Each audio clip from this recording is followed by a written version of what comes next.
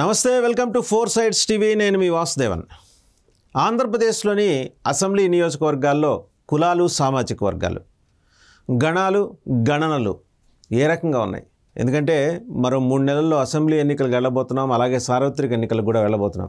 175 assembly నియోజకవర్గాల్లో పరిస్థితి గురించి సమగ్రంగా విశ్లేషించే కార్యక్రమం అన్నమాట ఇది.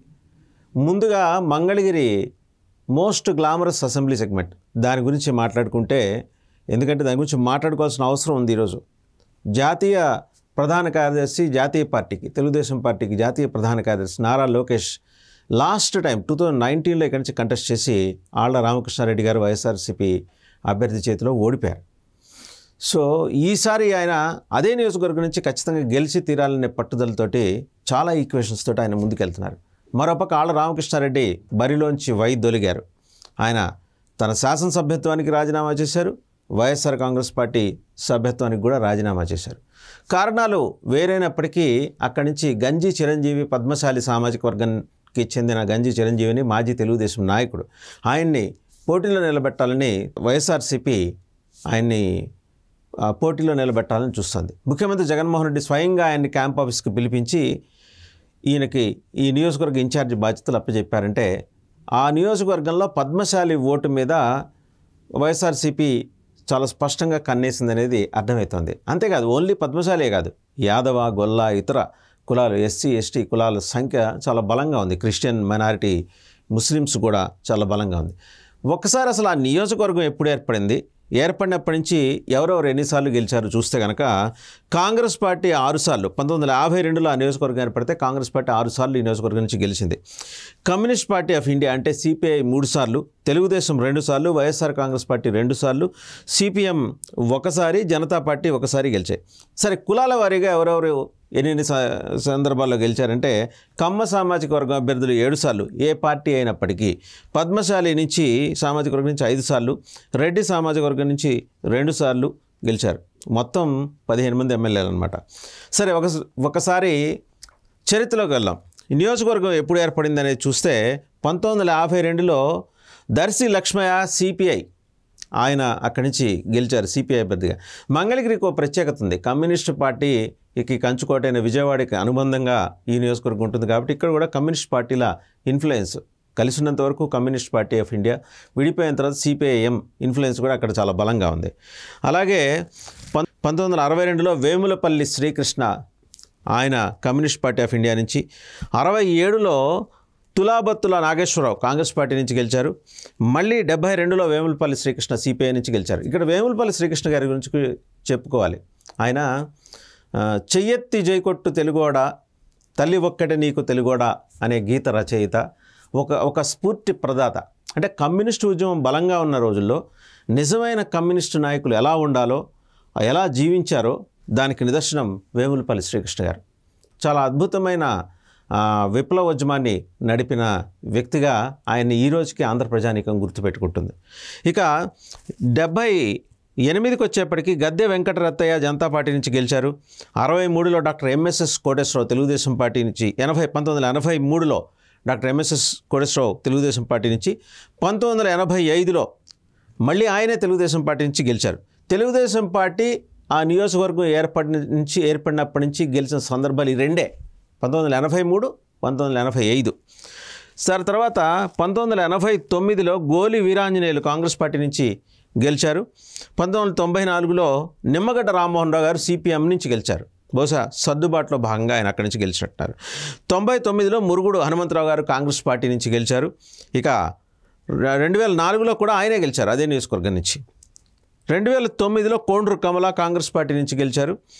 2014 ఆళ్ల రామకృష్ణారెడ్డి పార్టీ ఆవిర్భావం జరిగిన తర్వాత వైఎస్ఆర్సీపీ నుంచి ఆయన గెలుపొందారు. అది స్వల్ప మెజారిటీతోటి ఆయన వచ్చారు. ఆయనే మళ్ళీ 2019లో కూడా గెలిచారు. ఈ నియోజకవర్గం గురించి ముందర ఎందుకు మనం మాట్లాడుకోవాల్సి వస్తుందంటే, ముఖ్యమంత్రి జగన్మోహన్ రెడ్డి కులాలు, సామాజిక వర్గాల వారీగా ఈసారి సీట్లు కేటాయించబోతున్నారు. ఏ కులము, ఏ సామాజిక వర్గము, ఎక్కడ ఏ నియోజకవర్గంలో ఎంత ఎక్కువ సంఖ్యలో ఉందో వారినే నుంచోబెట్టడం, దానికి తోడు బీసీలు అధికంగా ఉన్న చోట బీసీల నుంచి అభ్యర్థులు నుంచోబెట్టాలనేది ముఖ్యమంత్రి స్ట్రాటజీ. ఆయన ఒక ప్రతినబూనారు. ఎట్టి పరిస్థితుల్లో నారా లోకేష్ అసెంబ్లీలోకి అడుగు పెట్టకుండా ఉండాలి అంటే ఆ నియోజకవర్గంలో బలమైన సామాజిక వర్గాన్ని కన్సాలిడేట్ చేసి బీసీలని, ఎస్సీలని, ఎస్టీలని, మైనారిటీలని కన్సాలిడేట్ చేసి మరి ఆయన ఆ నియోజకవర్గంలో వైఎస్ఆర్సీపీ అభ్యర్థి గెలవాలని నిర్ణయించుకున్నారు, గెలిపించాలని కూడా నిర్ణయించుకున్నారు. ఇందుకోసం ఆళ్ళ రామకృష్ణారెడ్డి చేత రాజీనామా చేయించారు. అలాగే ఒక ఎత్తుగడ, ఇది పార్టీ ఎత్తుగడలో భాగం. వాస్తవానికి కులాల వారీగా ఒకసారి చూద్దాం. పద్మశాలి, దేవాంగులు ఆ నియోజకవర్గంలో 14.2%, అందరికన్నా ఎక్కువ ఉన్నది వాళ్ళే. తర్వాత తెలగ, బలిజ, కాపు ఈ సామాజిక వర్గాలు 11.8% ఉంటే మాల, ఎస్సీ మాల 10.64%, మాదిగా 9.64%. సో ముఖ్యమంత్రి జగన్మోహన్ రెడ్డి గారి క్యాలిక్యులేషన్ చాలా స్పష్టం అన్నమాట. ఏమని, 10% పైన ఉన్న మాల, 10%కి దగ్గరగా ఉన్న మాదిగా, అంటే నియర్లీ 20%. అలాగే పద్మశాలి 14.22%. అలాగే యాదవ, ఇంకా మందాడి, గొల్ల అంటే యాదవ ఉపకులాలు చూస్తే 8.38%, ముస్లిం మైనారిటీస్ 8.35%, రెడ్డి కమ్యూనిటీ 6.96%. ఒకవేళ రెడ్డి కమ్యూనిటీ ఈ నిర్ణయాన్ని వ్యతిరేకించి, ముఖ్యమంత్రి నిర్ణయాన్ని వ్యతిరేకించి అటు వెళ్ళినా కూడా మ్యాక్సిమం 6.96%లో ఒక 3% అటు వెళ్ళినా కూడా ఒక 3% ఇటే ఉంటారు. కమ్మ సామాజిక వర్గం 5.33%, వాళ్ళు ఎలాగో వైఎస్ఆర్సీపీకి ఓటేయరు. వాళ్ళు అంటే కులానికి ఒక కట్టుబాటు ఉంది, ఆ కులానికి వాళ్ళు వెయ్యరు. వాళ్ళు ఖచ్చితంగా టీడీపీ అభ్యర్థికో లేకపోతే టీడీపీ బలపరిచిన వేరే ఇతర అభ్యర్థికో. ఇక్కడైతే నేరుగా నారా లోకేష్ నుంచుంటున్నారు కాబట్టి ఈ 5.33% ఓటింగ్, కమ్మ ఓటింగ్ మొత్తం ఆయనకే పడుతుంది. అందులో ఒక 10-20 ఓట్లు కూడా వైఎస్ఆర్సీపీకి పడవు. ఇక వైశ్య సామాజిక వర్గం నుంచి 4.6%, శెట్టి బలిజ 4.13, అంటే తెలంగాణ ప్రాంతంలో గౌడ అని పిలుస్తారు. ఇక బ్రాహ్మణ కమ్యూనిటీ నుంచి 3.36, చాలా వెరీ లెస్ పర్సంటేజ్. క్రిస్టియన్స్ కూడా వారికన్నా తక్కువ ఉన్నారు, 3.16%. అదర్స్ అంటే బీసీల్లో ఇంకా ఇతర ఉపకులాలు ఉన్నాయి కదా, వాళ్ళు 3.14%. ఇక రజక కులానికి సంబంధించి 2.53% ఉన్నారు. ఉప్పర కమ్యూనిటీ 1.24%. ఇంకా సుగాలి, ఎరుకల, లంబాడి, నాయక్ 1.2%. అండ్ అదర్స్ ఎస్టీలకు వచ్చేప్పటికి 1.04%, వడ్డెర 0.14%, మత్స్యకార 0.04%, ఎరుకల 0.02%. ఇది ఈ నిష్పత్తి గురించి మనం మాట్లాడాల్సి వస్తే చెప్పాల్సిన అంశాలు. ఓవరాల్గా మనం ఎనలైజ్ చేస్తే కనుక మనకు అర్థమవుతున్న విషయం ఏంటంటే BC, SC, ST, minority, Vaishya, Brahmin voting మీద జగన్మోహన్ రెడ్డి కాన్సన్ట్రేట్ చేశారు. ఎందుకంటే రెడ్డి ఓటింగ్ ఆయనకు పడకపోయినా వచ్చే నష్టం లేదు.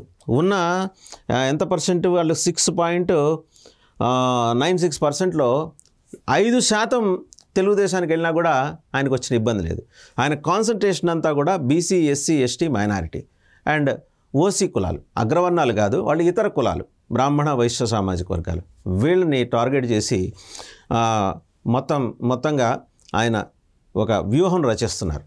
సో ఈ వ్యూహంలో తెలుగుదేశం పార్టీ అభ్యర్థి, తెలుగుదేశం పార్టీ ఇప్పుడు జాతీయ పార్టీ కాబట్టి జాతీయ ప్రధాన కార్యదర్శి నారా లోకేష్ చిక్కుకుంటారా? ఆ వ్యూహాన్ని, పద్మ వ్యూహాన్ని ఛేదించి అభిమన్యులు లోపలికి ఎంటర్ అవ్వటం వరకే తెలుసు, నారా లోకేష్ బయటకు కూడా రావడం తెలుసు అని నిరూపించుకుంటాడా అనేది మనం వేచి చూడాల్సిన అంశం.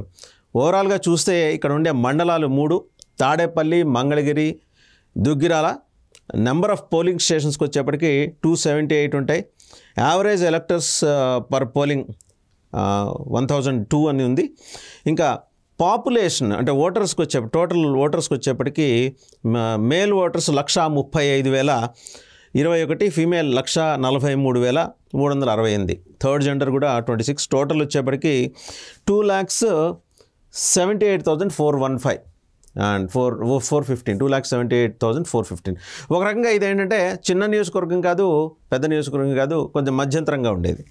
బట్ విజయవాడకి, గుంటూరుకి కలిపే ప్రధాన రహదారి మీద ఉన్న మంగళగిరి, అలాగే పానకాల స్వామి, ఇక్కడ లక్ష్మీనరసింహ స్వామి టెంపుల్ దేశవ్యాప్తంగా ప్రసిద్ధి చెంది ఎక్కడెక్కడి నుంచో వస్తుంటారు భక్తులు అక్కడికి. చాలా ప్రసిద్ధ పుణ్యక్షేత్రం కూడా మంగళగిరి. సో ఇది ఈ నియోజకవర్గం నుంచి. కమ్మ అభ్యర్థులు 7 సార్లు, పద్మశాలి అభ్యర్థులు 5 సార్లు, రెడ్డి అభ్యర్థులు 2 సార్లు, మొత్తం 15 మంది ఎమ్మెల్యేలు ఈ నియోజకవర్గం ఏర్పడినప్పటి నుంచి మనం ఈ నియోజకవర్గానికి సంబంధించిన స్టాటిస్టిక్స్ ఇదనమాట. సో తెలుగుదేశం పార్టీ వ్యూహం ఎలా ఉంటుంది, దీని గురించి కూడా మనం మాట్లాడుకోవాలి. ముఖ్యమంత్రి జగన్మోహన్ రెడ్డి తన వ్యూహం ఎలా అమలు పరుస్తున్నారో 82 చోట్ల ఇన్ఛార్జీలు మార్చి సిట్టింగ్ ఎమ్మెల్యేని మార్చి ఎలా అమలు పరుస్తున్నారో తెలుగుదేశం పార్టీ కూడా అంతకన్నా పెద్ద వ్యూహంతో వస్తుంది. ఇది ప్రతిష్టాత్మకం కూడా. ఎందుకంటే తెలుగుదేశం పార్టీ ఈ నియోజకవర్గం ఏర్పడించి 2 సార్లు 1983లోను 85లోను డాక్టర్ ఎంఎస్ఎస్ కోటేశ్వరరావు గెలిచారు. నీరుకొండ సంఘటన తర్వాత దళితుల మీద దాడి జరిగిన తర్వాత తెలుగుదేశం పార్టీ ఈ నియోజకవర్గంలో గెలిచిన సందర్భం దాఖలా ఒక్కసారి కూడా లేదు. ఎంత ఫుట్ ప్రింట్ పెట్టాలనుకున్నా కూడా ఎందుకనో ఈ నియోజకవర్గం వారిని యాక్సెప్ట్ చేస్తున్న పరిస్థితి లేదు, నమ్మటం లేదు. సరే, ఈసారి లోకేష్ నేరుగా జనానికి చేరువయ్యే కార్యక్రమంలో భాగంగా అన్ని సామాజిక వర్గాల్ని కలుపుకొని వెళ్తున్న పరిస్థితి. సహజంగా ఈ తెలుగుదేశం పార్టీకి దూరంగా ఉండే బ్రాహ్మణ సామాజిక వర్గాన్ని కూడా హక్కును చేర్చుకునే ప్రయత్నం ఆయన చేస్తున్నారు. అలాగే బీసీల మీద ఎక్కువ ఫోకస్ ఆయన కూడా పెట్టారు. స్వతహాగా బీసీల పార్టీ తెలుగుదేశం, కానీ బోళ్ళన్న మంది దాదాపు 70% బీసీలు ఉన్న ఈ నియోజకవర్గంలో ఎందుకనో తెలుగుదేశం ఇంతవరకు గెలిచిన దాఖలాలు లేవు. 83, 85 తర్వాత అంటే 15, 23, 18, 20, 38 ఏళ్ల తర్వాత తెలుగుదేశం పార్టీ ఒకవేళ గెలిస్తే చరిత్ర సృష్టించినట్టే. ఇది మాత్రం తథ్యం. So all the best Nara Lokesh గారు.